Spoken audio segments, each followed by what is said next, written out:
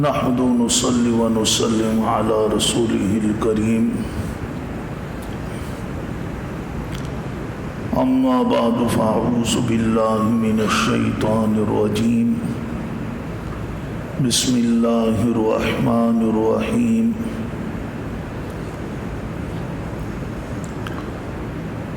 رب اشرح لي صدري ويسر لي أمري واحلل عقدة من لساني يفقهوا قولي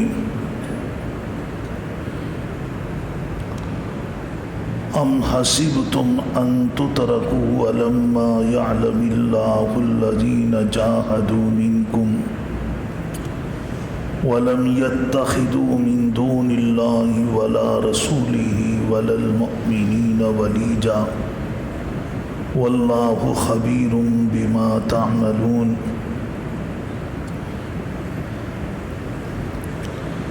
ما كان للمشركين أن يعمروا مساجد الله شاهدين على أنفسهم بالكفر أولئك حبطت أعمالهم وفي النار هم خالدون إنما يعمر مساجد الله من آمن بالله واليوم الآخر وأقام الصلاة وآتى الزكاة ولم يخش إلا الله فعسى أولئك أن يكونوا من المهتدين۔ واجب الاحترام گرامی قدر معزز حاضرین محفل، یہ چند آیات مبارکات جن کی ابھی تلاوت اور سماعت کی سعادت حاصل ہوئی ہے، سورہ توبہ کی آیات ہیں۔ سورۃ التوبہ کا درس، ترجمہ، تفسیر کا سلسلہ بالترتیب جاری ہے۔ آج کا درس آیت نمبر 16 سے ہو رہا۔ جو ہم نے آیتیں تلاوت کی ہیں وہ 3 آیات ہیں، آیت نمبر 16، 17، 18۔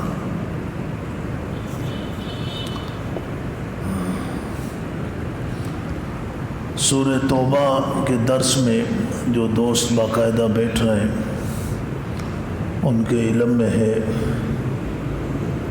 کہ سورہ توبہ سن 9 ہجری میں نازل ہوئی ہے اور سن 9 ہجری تک مشرکین عرب کے لیے بیت اللہ کا طواف اور حرم میں آنا، یہ ساری چیزوں کی اجازت تھی، لیکن سن 9 ہجری میں اللہ تبارک و تعالیٰ نے سورہ توبہ کو نازل کیا اور اس میں 2 باتوں پر پابندی لگائی گئی، جس کا اعلان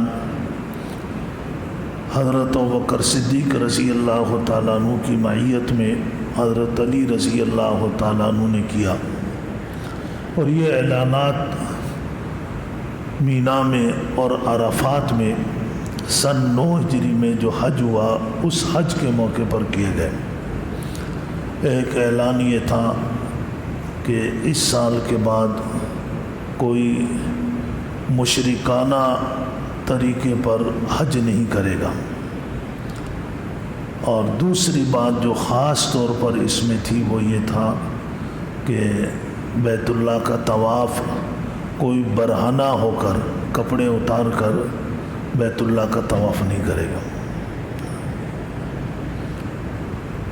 ان 2 باتوں کا اعلان سیدنا علی رضی اللہ تعالیٰ عنہ سے، حضرت ابوبکر صدیق رضی اللہ تعالیٰ عنہ سے سن 9 ہجری میں حج کے موقع پر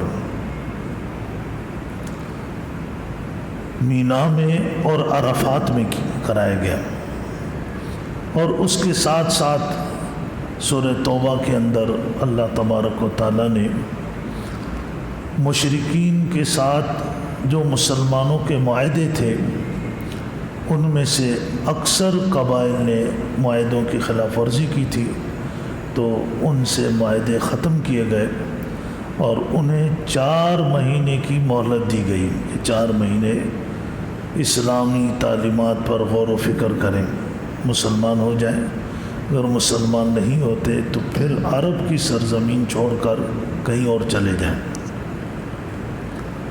اور جن قبائل نے اپنے معاہدوں کی کوئی خلاف ورزی نہیں کی تھی انہیں ان کے معاہدوں پر برقرار رکھا گیا کہ ان کی مدت پوری ہو جائے، اس کے بعد ان سے اعلان برات ہوگا۔ اب اللہ تبارک و تعالی جس کی پوری کائنات ہے، اس کائنات کا ایک پتا بھی اللہ کے حکم کے بغیر نہیں ہلتا، کوئی مانے یا نہ مانے۔ جب اللہ پاک منوانے پر آتے ہیں تو اللہ پاک منوا دیتے ہیں۔ بھی آپ نے دیکھا کرونا میں ایسا جو اپنے آپ کو سپر پاور کہتے تھے، ترقی یافتہ کہتے تھے، ان کی وہ سپر پاوری کہاں چلی گئی، ان کی وہ ترقی کہاں چلی گئی؟ وہ سارے کے سارے پہ تکوینی طور پر جب اللہ کے فیصلے ہوتے ہیں اس کے سامنے بے بس ہو جاتا ہے انسان، اور یہ اللہ کی ایک حجت ہوتی ہے انسان پہ۔ اگر اللہ ہمیشہ ایسا کرے، ہمہ وقت ایسے کرے، تو پھر انسان کی تخلیق کا مقصد فوت ہو جائے گا۔ اللہ پاک نے انسان کو فرشتوں سے اور جنات سے ہٹ کر ایک مخلوق بنایا، اور انہیں اللہ نے ان کی مرضی کی آزادی دی ہے کہ یہ اپنی مرضی کے مطابق چلیں۔ اور وہ ایک الگ بات ہے کہ اللہ پاک چونکہ اپنی مخلوق کے ساتھ، انسانوں کے ساتھ بہت زیادہ محبت کرتے ہیں، اس محبت کا ہی یہ تقاضا ہوا کہ اللہ پاک نے انسانوں کو سمجھانے کے لیے 1,24,000 کم و بیش انبیاء بھیجے۔ اللہ تبارک و تعالیٰ نے اپنی کتابیں اتاری، صحیفے اتارے، اور جب انبیاء کی بات سمجھ میں نہیں آتی، اللہ کی بات سمجھ میں نہیں آتی، تو اللہ پاک اپنی طاقت اور قدرت کو سمجھانے کے لیے کبھی کبھی انسان پہ ایسی مشکلات اور ایسے مصائب بھی لے آتے ہیں جن کے سامنے انسان بے بس ہو جاتا ہے، اور وہ پوری کوشش کے بعد، پوری طاقت کے بعد، پوری جد و جہد کے بعد اس مشکل سے نکل نہیں سکتا۔ اسے اپنی بے بسی کا احساس اللہ پاک کروا دیتے ہیں۔ یہ سب کچھ ہوتا ہے اس لیے ہے کہ یہ شیطان کے چکر سے نکل کر اور شیطان کے جال سے نکل کر اور یہ سیدھے راستے کی طرف آ جائے۔ تو بتایا اللہ کی طاقت ہے، لیکن یہ اللہ کی اپنی مخلوق کے ساتھ بہت زیادہ محبت ہے کہ اللہ پاک نے جو احکامات دیے اس کی وجہ بتائی۔ آج فیکٹری کا مالک ہوتا ہے، چھوٹی سی فیکٹری ہوتی ہے، لیکن وہ اپنا کوئی حکم دیتا ہے، اس کی وجہ نہیں بتاتا، بس وہ تو اپنے ملازم کو کہتا ہے اپنے یہ کام کرنا ہے۔ اگر ملازم آگے سے کوئی اور بات کہے کہتا ہے اچھا پھر تم فارغ ہو، تم جاؤ اپنا کام کرو۔ وہ فیکٹری کا مالک ہے، عارضی مالک ہے، اس فیکٹری کا حقیقی مالک اللہ ہے۔ اللہ نے اس کو عارضی طور پر مالک بنایا ہے، لیکن اس کے باوجود اس کے تکبر کی حالت یہ ہے کہ وہ اپنے کسی حکم کی وجہ بتانے کے لیے تیار نہیں ہے۔ میں نے یہ حکم کیوں دیا؟ اللہ جس کے پاس ساری طاقت اور قدرت ہے اور پوری کائنات کا بلا کسی شریک کے اللہ مالک ہے، لیکن اس کے باوجود جب اللہ پاک حکم دیتے ہیں تو اپنے بندوں کو مطمئن رکھنے کے لیے، ان کو خوش رکھنے کے لیے اللہ اس کی وجہ بتاتے ہیں۔ تو اس کی 2 وجہ بتائیں۔ پہلی وجہ کافروں کی طرف سے تھی جو آپ نے پچھلی آیت میں پڑھی، جس میں اللہ تبارک و تعالیٰ نے ارشاد فرمایا کیف وَإِن يَظْهَرُوا عَلَيْكُمْ لَا يَرْقُبُوا فِيكُمْ إِلًّا وَلَا ذِمَّةً۔ فرمایا کہ ان معاہدوں کو اس لیے ختم کیا گیا کہ یہ جو کافر اب رہ گئے ہیں ان کے اندر انسانیت نہیں ہے۔ یہ بظاہر تمہیں خوش رکھتے ہیں، یرزونکم بافواہہم وتابا قلوبہم، زبان سے تمہیں خوش رکھنے کے لیے کہتے ہیں جی ہمارا آپ کے ساتھ معاہدہ ہے، لیکن اللہ نے فرمایا کہ ان کے دلوں میں معاہدے کا کوئی بھی احترام نہیں ہے۔ اگر ان کو تم پر موقع مل جائے، کہیں کوئی ایک مسلمان ان کے ہاتھ چڑھ جائے تو نہ تو یہ رشتہ داری کا کوئی لحاظ رکھیں گے، نہ اپنے معاہدے کی کوئی پاس رکھتے ہیں۔ تو جب ان میں انسانیت ہی نہیں تو اب ان کے ساتھ معاہدے برقرار رکھنے کا فائدہ۔ لیکن یہ اسلام کا اپنا ایک اعلیٰ ظرف ہے، اپنا ایک اخلاق ہے کہ اسلام پوری دنیا کی سلامتی کے لیے ہے۔ اس لیے ایسے لوگوں کے ساتھ کہ جن کے باطن کا حال اللہ ان سے اور سب سے زیادہ جانتے ہیں، اس کے باوجود ان کو اللہ نے 4 مہینے سوچنے سمجھنے کا موقع دیا، اور پھر یہ بھی فرمایا کہ سوچنے سمجھنے کا جو موقع ہم نے دیا 4 مہینے یہ ختم ہو گئے۔ ختم ہونے کے بعد پھر کوئی ان میں سے شرارت کرتا ہے، دوران شرارت پکڑا جاتا ہے، وہ تم سے آ کر پناہ مانگتا ہے۔ وَإِنْ أَحَدٌ مِّنَ الْمُشْرِكِينَ اسْتَجَارَكَ، کوئی مشرک آپ سے آ کر پناہ مانگے، فَأَجِرْهُ، اس کو پناہ دے دیں، حتیٰ یسمع کلام اللہ، یہاں تک کہ وہ اللہ کی بات کو سن لے۔ ثم ابلغوا مأمنا، سننے کے بعد پھر پرامن جگہ پہ اس کو منتقل کریں تاکہ وہ اس کے اوپر غور و فکر کریں۔ تو ایک وجہ ان کی طرف سے بتائی کہ ان میں انسانیت نہیں تھی، اس لیے معاہدے ختم کیے گئے۔ دوسری وجہ معاہدے کو ختم کرنے کے لیے اللہ نے فرمایا اب جو مکہ فتح ہونے کے بعد جو مسلمان ہوئے ہیں ان کی ایک آزمائش ہے۔ وہ اللہ تبارک و تعالیٰ کی سنت مبارکہ ہے کہ جو بھی بندہ اللہ کے ساتھ اپنا تعلق جوڑنے کا اظہار کرتا ہے، اعلان کرتا ہے، تو اللہ نے بھی قرآن کریم میں واضح طور پر ارشاد فرمایا احسب الناس ان یترکوا ان یقولوا آمنا وهم لا یفتنون ولقد فتنا الذین من قبلهم ولیعلمن اللہ الذین صدقوا ولیعلمن الکاذبین۔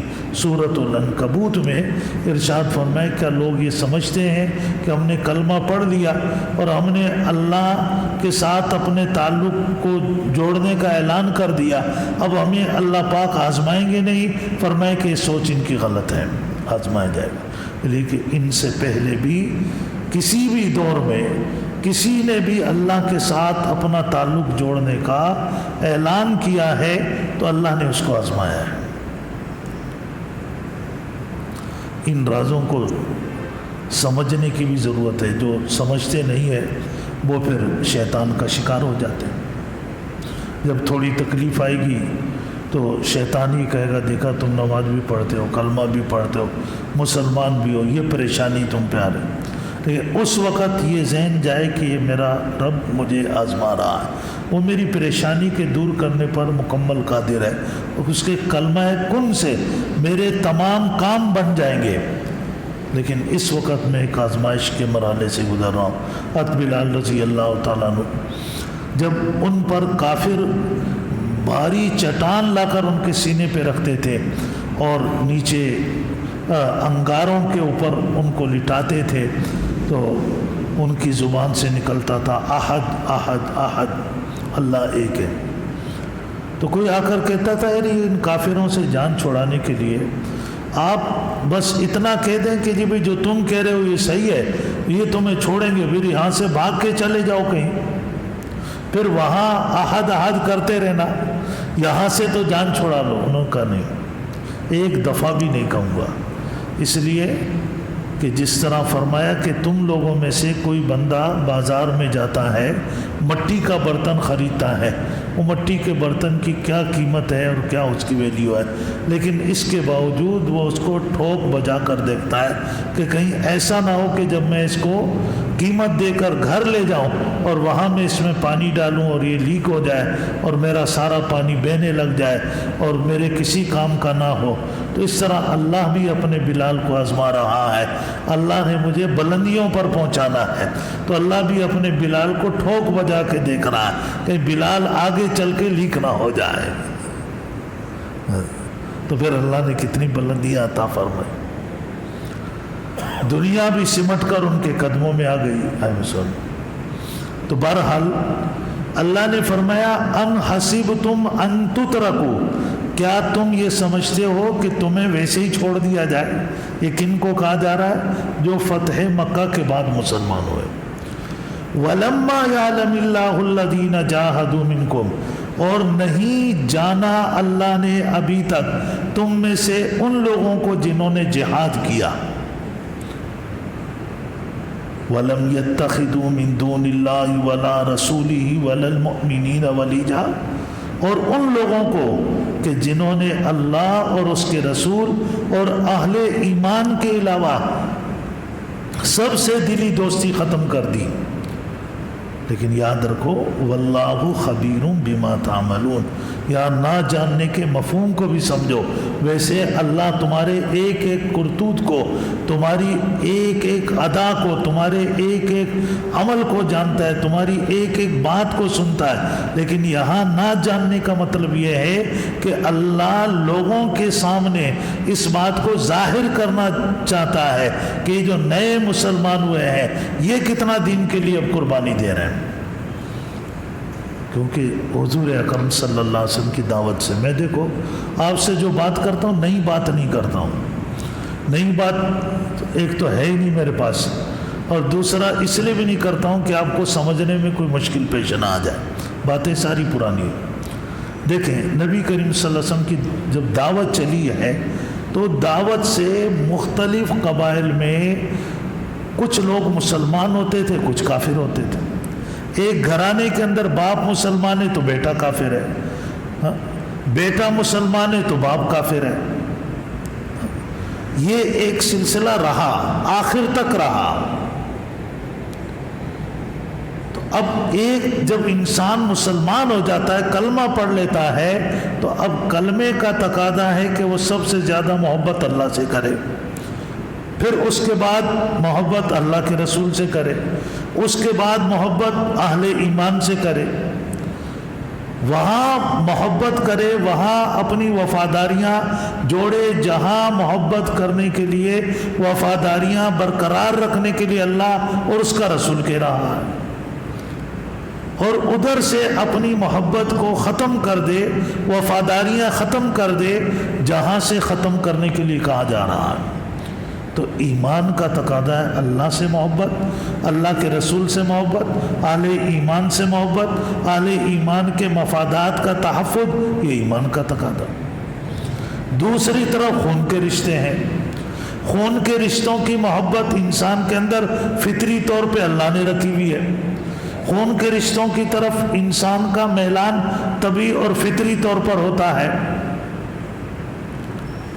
اب اللہ کے لیے خون کے رشتوں کی محبت کو چھوڑ دینا ان صحابہ کے لیے کوئی مشکل نہیں تھی جو اس سے پہلے مسلمان ہوئے تھے، اور وہ اس سے بڑی بڑی قربانیاں دے چکے تھے، لیکن شاید ان کے لیے مشکل پیش آ رہی تھی جو مکہ کے فتح ہونے کے بعد مسلمان ہوئے تھے، ان میں شاید کچھ لوگ ایسے تھے جن کو مشکل پیش آ رہی تھی۔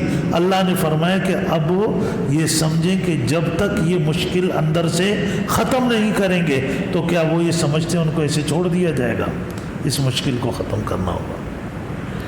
تو فرمایا کہ یہ اعلان برات، کیونکہ اعلان برات کیا تھا؟ لا تعلقی کا، قطع تعلقی کا اعلان تھا، لا تعلقی کا اعلان تھا کہ برات من اللہ ورسولہ الی الذین عاہدتم من المشرکین، کہ مشرکوں سے اللہ اور اس کا رسول لا تعلق ہو چکا ہے، تو لہذا جب اللہ اور اس کا رسول لا تعلق ہو چکا ہے تم بھی لا تعلق ہو جاؤ۔ یہ باتیں گئی۔ تو فرمایا ایک وجہ اس اعلان برات کی یہ تھی کہ اس میں جو اب نئے لوگ مسلمان ہوئے ان کا امتحان تھا، ان کی آزمائش تھی کہ اس امتحان سے ان کو گزرنا پڑے گا۔ اب آگے جو مضمون شروع ہو رہا ہے، ما کان للمشرکین ان یامروا مساجد اللہ شاہدین علی انفسہم بالکفر، ان پر وہ جو مشرک تھے جب ان سے لا تعلقی کا اعلان کیا گیا اور یہ چیزیں، انہوں نے کہا کہ جی آپ لوگوں کو تو ہمارے اندر برائیاں ہی نظر آتی ہیں، ہمارے اچھے کام نہیں نظر آتے، ہم اچھے کام بھی تو کرتے ہیں، ہم دیکھو مسجد کو آباد کرتے ہیں، اللہ کے گھر کی تعمیر میں حصہ لیتے ہیں، چندہ دیتے ہیں، مسجد کی صفائی کرتے ہیں، مسجد میں جا کر طواف کرتے ہیں، عمرہ کرتے ہیں، یہ ہماری نیکیاں نہیں نظر آتی تم لوگوں کو، بس صرف یہ کہ جناب مشرک ہیں ان سے تعلق ختم کر دو۔ انہوں نے مسجد کو آباد کرنے کا حوالہ دیا، قرآن کریم میں اللہ پاک نے اس کا بھی جواب دیا۔ اب آپ کیا اندازہ قرآن پاک کوئی غلط بات کہے اس کو جواب دو، لوگ کہتے ہیں بندہ سیاست کر رہا، یہ سیاست نہیں، یہ اللہ کی سنت ہے غلط بات کا جواب دینا، لیکن جواب پتہ ہو، صحیح جواب دیا جائے، پتہ چلے جواب بھی غلط ہی نکل گیا، کیونکہ اللہ سے تو بہتر اور صحیح جواب کوئی نہیں دے سکتا نا۔ اللہ تبارک و تعالیٰ نے فرمایا کہ ما کان للمشرکین ان یامروا مساجد اللہ شاہدین علی انفسہم بالکفر، فرمایا کہ کفر کے ساتھ، شرک کے ساتھ مسجد کی تعمیر کا جو تم دعویٰ کرتے ہو یہ دعویٰ تمہارا صحیح نہیں ہے، کیونکہ مسجد کی تعمیر دو قسم کی ہے، اس کو آپ کو سمجھنا ہوگا پھر یہ بات سامنے آئے گی۔ ایک ہے ظاہری مسجد کی تعمیر اور آبادی، تعمیر کا معنی آبادی ہوتا ہے، مسجد کو ظاہری طور پر آباد کرنا، ایک ہے مسجد کو معنوی طور پر آباد کرنا۔ ظاہری طور پر مسجد کی آبادی کیا ہے کہ جی مسجد کی آپ نے عمارت بنا دی، مسجد کی صفائی ستھرائی ہے، مسجد میں بھیڑ بھاڑ ہے، لوگ آ رہے ہیں جا رہے ہیں، نماز پڑھ رہے ہیں، جو بھی یہ ظاہری آبادی ان کی تھی۔ وہ بیت اللہ کی تعمیر بھی کرتے تھے، اس میں پیسہ بھی لگاتے تھے اور اس کی صفائی ستھرائی کا بھی خیال رکھتے تھے، عمرہ اور حج کرنے کے لیے لوگ آتے اور بیت اللہ کے اندر طواف بھی کرتے تھے، یہ ان کی ظاہری آبادی تھی۔ لیکن اللہ کو ظاہری آبادی کے ساتھ ساتھ معنوی آبادی بھی مطلوب ہے۔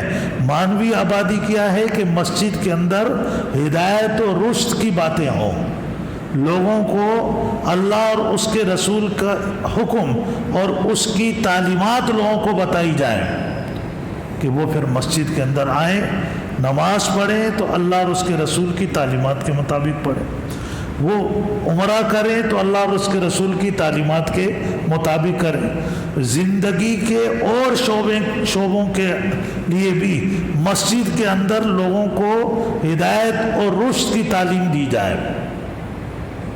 اس لیے آپ دیکھیں کہ حضور اکرم صلی اللہ علیہ وسلم کی جو تعلیمات ہیں وہ تعلیمات اگرچہ سفر حضر میں جاری رہی، جنگ کی حالت میں بھی آپ کی تعلیمات جاری رہی، امن کے دنوں میں بھی آپ کی تعلیمات جاری رہی، لیکن ایک سوال ہے کہ آپ کی تعلیمات کا زیادہ حصہ صحابہ نے کہاں سیکھا؟ مسجد کے اندر سیکھا۔ مسجد نبوی کے اندر آپ کی تعلیمات کا زیادہ حصہ صحابہ نے اخذ کیا، اور پھر یہ طریقہ حضور اکرم صلی اللہ علیہ وسلم کے بعد بھی جاری رہا کہ ایک مرتبہ حضرت ابو ہریرہ رضی اللہ تعالیٰ عنہ کے بارے میں آتا ہے کہ وہ باہر نکلے، دیکھا تو باہر مسجد کے ارد گرد جیسے آپ دیکھا ٹھیلے لگے ہوئے ہیں، جیسے بازار لگا ہوا، لوگ چیزیں بیچ رہے ہیں، کوئی خرید رہے ہیں۔ انہوں نے کہا کہ تم یہاں بازار میں پھر رہے ہو، حضور کی میراث تو مسجد میں تقسیم ہو رہی ہے۔ لوگ بھاگے، انہوں نے سمجھا میراث شاید آپ کے کوئی درم دینار کوئی خزانہ برآمد ہو گیا جو تقسیم ہو رہا۔ لوگ بھاگے بھاگے مسجد میں آئے، ادھر ادھر دیکھا تو کچھ بھی نہیں۔ تو حضرت ابو بکر کی حضور کی میراث کہاں تقسیم ہو رہی ہے؟ انہوں نے کہا وہ مولوی صاحب بیٹھے ہوئے وہ جو درس دے رہے ہیں نا، حدیث کا درس دے رہے ہیں، قرآن کا دے رہے ہیں، حضور کا یہی تو ترکہ تھا، آپ علم لے کر آئے تھے، یہ آپ کی میراث ہے، تم اس سے غافل ہو اور تم دنیا کے پیچھے لگے ہوئے ہو، یہ آپ کی میراث ہے۔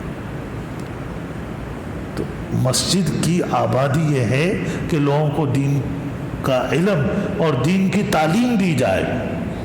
اس لیے اللہ نے اگلی آیت میں فرمایا انما یعمر مساجد اللہ، مساجد کو مانوی طور پر وہ لوگ آباد کرتے ہیں جو اللہ پر ایمان رکھتے ہیں، آخرت پر ایمان رکھتے ہیں۔ کیا مطلب؟ وہ ایسے کام کرتے ہیں جو ان کو اللہ کی رضا حاصل ہو جائے، آخرت میں سرخ روئی حاصل ہو جائے۔ وہ اقام الصلاۃ، نماز پڑھتے ہیں، زکوٰۃ دیتے ہیں، ولم یخش الا اللہ، اللہ کے سوا کسی سے نہیں ڈرتے۔ ایک ہوتا ہے خوف، ایک ہوتی ہے خشیت۔ خشیت کہتے ہیں کہ اللہ کو بڑا سمجھ کر اللہ کے ہر حکم کے سامنے سر جھکا دینا، اسے خشیت کہتے ہیں، کہ وہ اللہ کے حکم کے لیے اپنے آپ کو آمادہ کرتے ہیں۔ جیسے نا لوگ اللہ کے حکم پر عمل کرنے سے ڈراتے ہیں کہ بھئی تم اللہ کے اس حکم پہ عمل کرو گے، یہ ہو جائے گا، یہ۔ اب آپ دیکھیں پاکستان کو 70 سال بنے ہوئے کن بنیادوں پر بنا تھا؟ بزرگوں کو تو یاد ہے، شاید نئی نسل کو یاد نہ ہو۔ اس کی بنیاد تھی کہ پاکستان کا مطلب کیا؟ لا الہ الا اللہ۔ پاکستان کا قانون کیا؟ محمد رسول اللہ۔ اور میری ایسے بزرگوں سے بھی ملاقات ہوئی جنہوں نے براہ راست قائد اعظم مرحوم کے خطابات سنے، اور انہوں نے بتایا کہ قائد اعظم مرحوم سے یہ سوال کیا گیا کہ آپ ملک تو بنا رہے ہیں، تو ملک کا آئین بتائیں، آپ کے ملک کا آئین کیا ہوگا؟ تو انہوں نے قرآن پاک نکالا اور فرمایا کہ ہمارا آئین یہ ہوگا۔ یہ پہلے سے موجود ہے آئین، ہمیں کوئی نئے آئین بنانے کی ضرورت نہیں ہے۔ لیکن اس کے باوجود 70 سال ہو گئے، آپ اس آئین کو آپ نافذ نہیں کر سکے۔ کیا وجہ ہے؟ ہر آنے والے حکمران نے بیرونی طاقتوں سے ڈرایا، کہا جی ہم آج کر دیں گے تو ہم پتھر والے دور میں چلے جائیں گے، ہم سے لوگ قطع تعلق کی کر لیں گے، ہم سے لوگ جو ہے ہم پہ پابندیاں لگا لیں گے۔ ان باتوں سے ڈرایا۔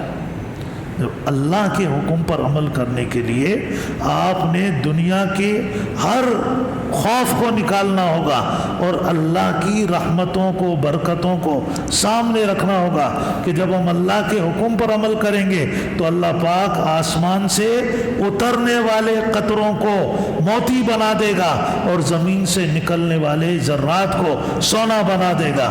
وہ ہماری مٹی کو سونا بنا دے گا، ہمارے پتھروں کو ہیرے اور جواہرات کے اندر بدل دے گا۔ اور اگر ہم نے اللہ کو ناراض کر دیا، لوگوں کو خوش کرنے کی کوشش کی، تو پھر ہمارا سونا بھی مٹی بن جائے گا اور ہمارے ہیرے اور جواہرات بھی بے حیثیت ہو کر کنکر اور پتھروں سے بھی زیادہ بے حیثیت ہو جائیں گے۔ تو اللہ فرماتے ہیں کہ مسجد کی ظاہری آبادی تو مشرک بھی کرتا ہے، لیکن مسجد کی مانوی آبادی وہ کریں گے کہ جن کے دلوں میں اللہ کے حکم پر عمل کرتے ہوئے اللہ کے سوا کسی کا کوئی ڈر نہ ہو۔ وَلَمْ يَخْشَ إِلَّا اللَّهَ فَعَسَىٰ أُولَٰئِكَ أَن يَكُونُوا مِنَ الْمُهْتَدِينَ۔ امید ہے کہ یہ لوگ پھر ہدایت یافتہ ہوں گے۔ دنیا میں ان کو کہا جائے گا کہ ہاں یہ زمین پر چلتے پھرتے ہوئے عباد الرحمن ہے، یہ اللہ کے بندے ہیں، یہ حضور اکرم صلی اللہ علیہ وسلم کے سچے غلام اور آپ کے سچے امتی ہیں، اور آخرت میں یہ اللہ کی رحمت کے اور اللہ کی عنایات کے مستحق بنیں گے۔ تو اللہ پاک ہمیں قرآن پاک کو سمجھنے کی، عمل کی توفیق نصیب فرمائے۔ اس دور میں ہمیں قرآن ہی اللہ کے حکم پر عمل کرنے کے لیے موٹیویٹ کرتا ہے اور ہمیں حوصلہ دیتا ہے کہ ہم اللہ کی تعلیمات پر عمل کریں تو انشاءاللہ ہم بھوکے نہیں مریں گے، ہماری عزت نہیں گرے گی۔ اللہ پاک ہمیں قرآن پاک پر عمل کرنے کی برکت سے دنیا میں بھی عزت عطا فرمائے گا اور آخرت میں بھی اللہ پاک بلند فرما دیں گے۔ وآخر دعوانا الحمدللہ رب العالمین۔